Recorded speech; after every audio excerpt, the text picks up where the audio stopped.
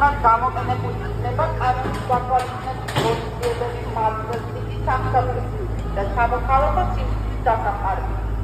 ხოლო მოარიდოს წესის დამყარების ადგილს ბავშვები, ქალები და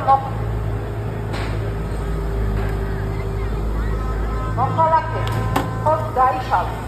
წინააღმდეგ შემთხვევაში თქვენს მიმართ გამოყენებული იქნება კანონის გათვალისწინებული ღონისძიებების მართლმსაჯულის სამსახური და სამოქალაქო სიმსივნის დასახარება.